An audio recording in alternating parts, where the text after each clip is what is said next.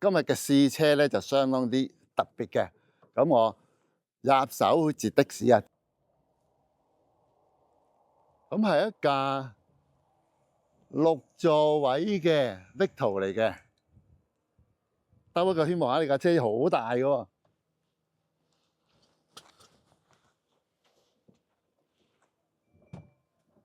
司機咧就係的上咁啱喺石澳見到你喎。冇錯，咁我哋今日咧就係試呢架 eVicto 嘅6座位的士啦，的士版仲要可以用嚟載埋輪椅喎。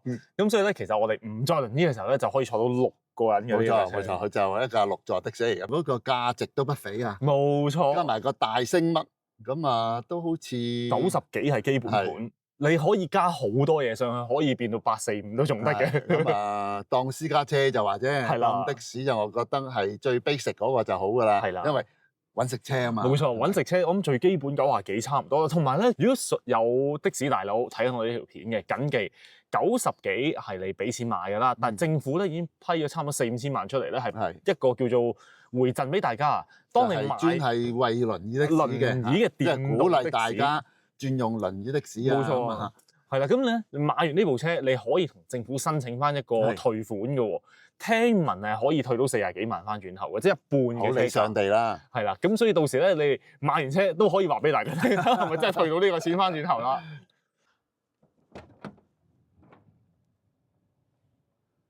咦，係電門嚟㗎喎。係啊，所以呢一部車好正嘅，後座後排㗎啦。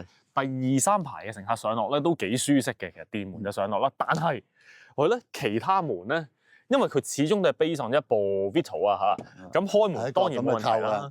係啦，夾萬扣嚟嘅喎，但係咧代表咗咩啊？你閂門係必須要大力嘅，咁樣先閂到門嘅。嗱，個咪錶咧就喺度嘅，跟住就好開心啦，可以咁啊 start 落標之後咧，我哋就開始揾食啦。呀，咁樣起。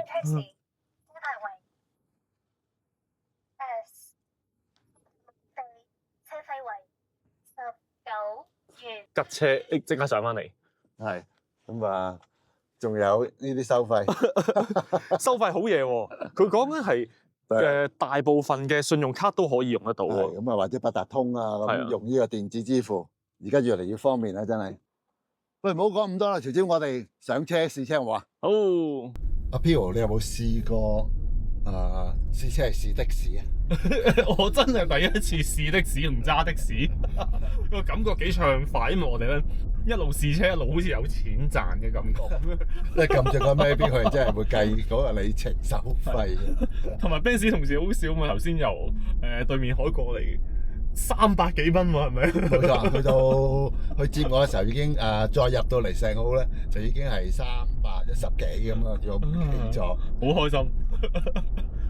咁啊，今日試呢架咧的士咧，其實係頭先咧，我哋喺度拍攝緊嘅時候咧，有位的士嘅哥哥就走埋，好有興趣就問下我哋啦。咁啊，佢有睇我哋拍嘅節目咁樣啦。冇錯，的士呢架係咩？係啦 ，Benz 嚟喎，癲㗎！我話係啊，咁啊，佢又睇，我睇佢個樣咧，就基本上，幾好喎，係咪可以值得投資買一架咧？咁樣啦。甚至乎佢講好得意嗱，首先就頭先你都講咗啦，我哋撞到 fans 當然開心啦。其實架的士哥哥咧，頭先佢因為首先佢未見過 Benz 嘅的士先啦，咁呢個第一嚟嘅。第二佢就話：喂，唔係喎，呢架嘢如果買咗嚟做自己車都好喎，因為坐咗6個人喎，6個乘客之後，後面你好多隻大篋你都擺到，所以佢有好多諗法，做自己車啦，做貨車啦，的士啦，話佢全部出晒嚟。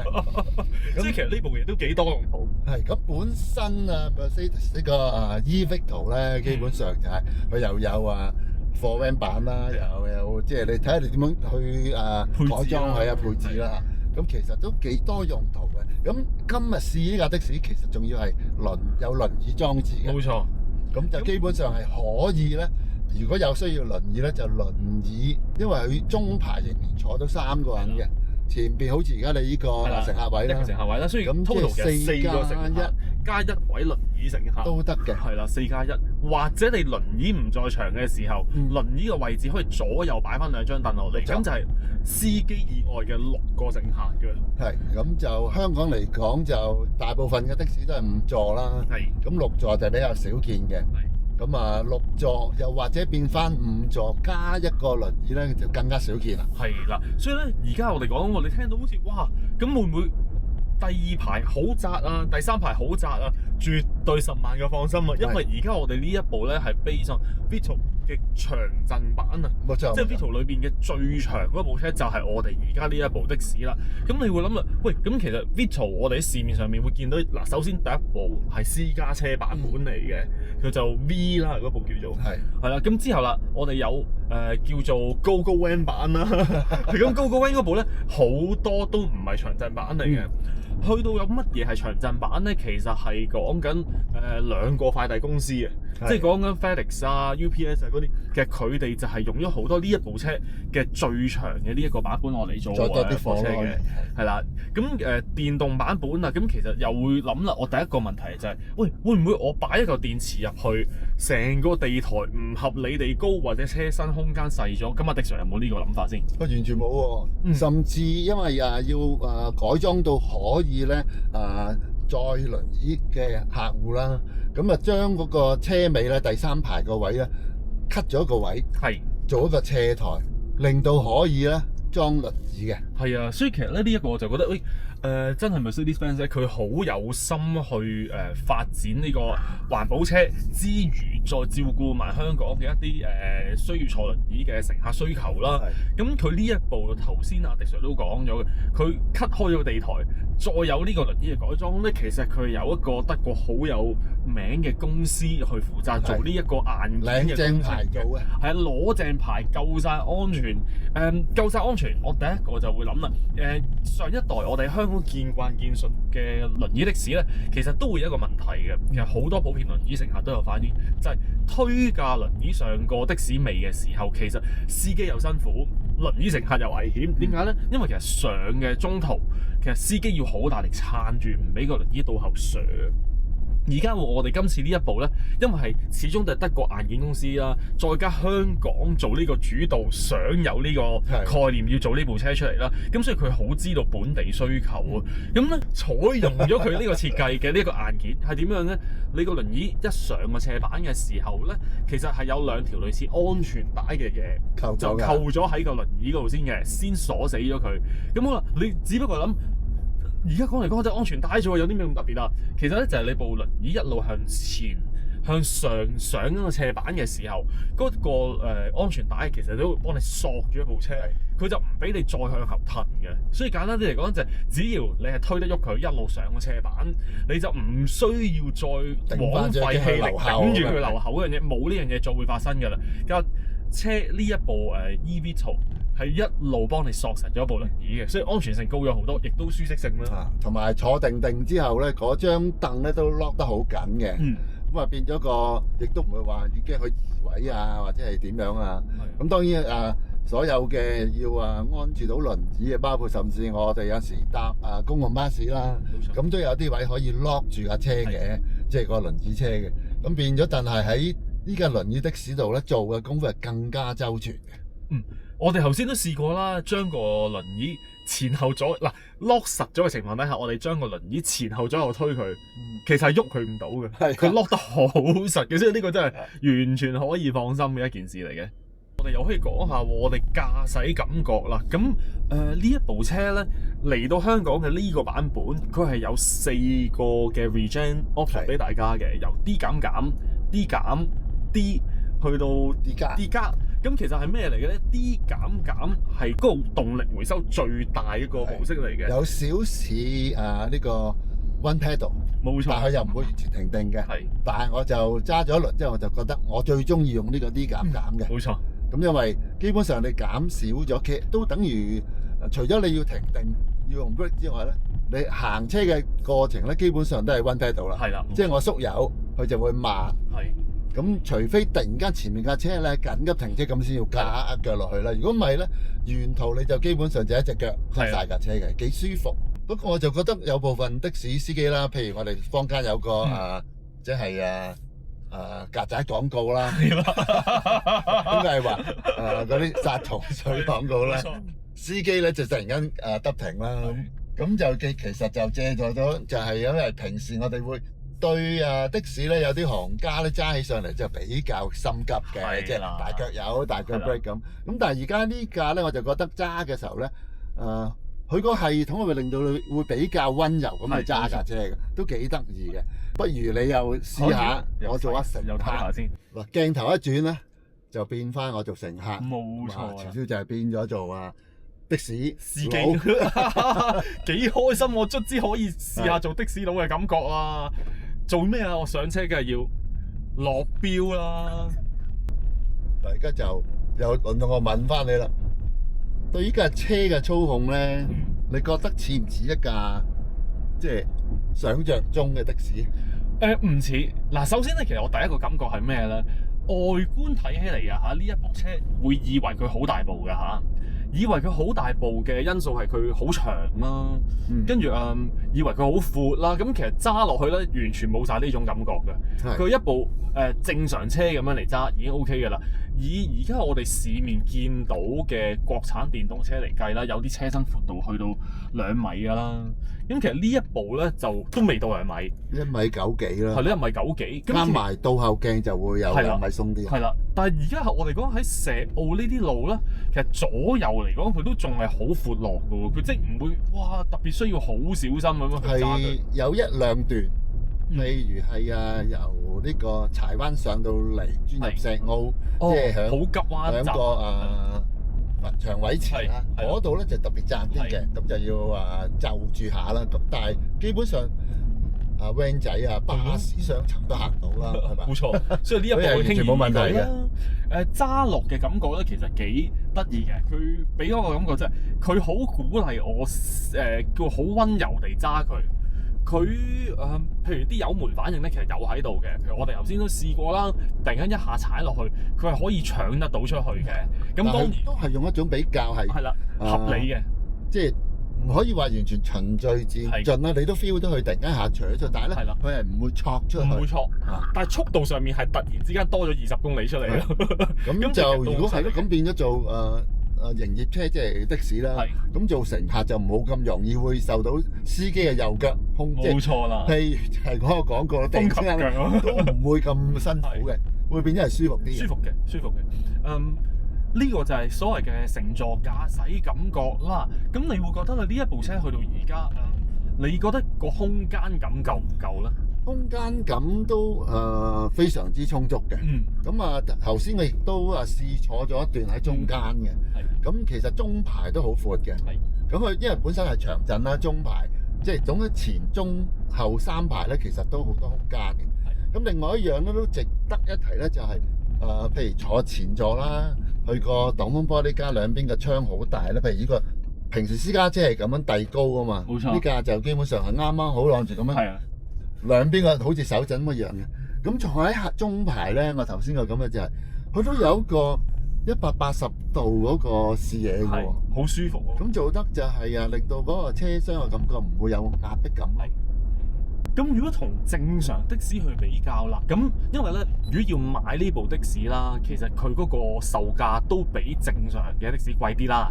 咁你覺得啦，有冇需要俾呢個價錢去換呢一堆所謂舒適性翻嚟咧？但係強調喎，佢舒適性之餘，佢配搭埋呢個輪椅嘅配套，點睇佢呢個價格分別咧？所以嗱，如果真係用錢去衡量嘅話咧，你貴過平時嘅的士都一截仔㗎嘛，咁就調翻轉頭，真係響在商言商咧，就會有啲嘢卡住嘅，冇錯，即係會考慮啦。咁但係所以點解即係政府會提出就係佢會有啲補助啦？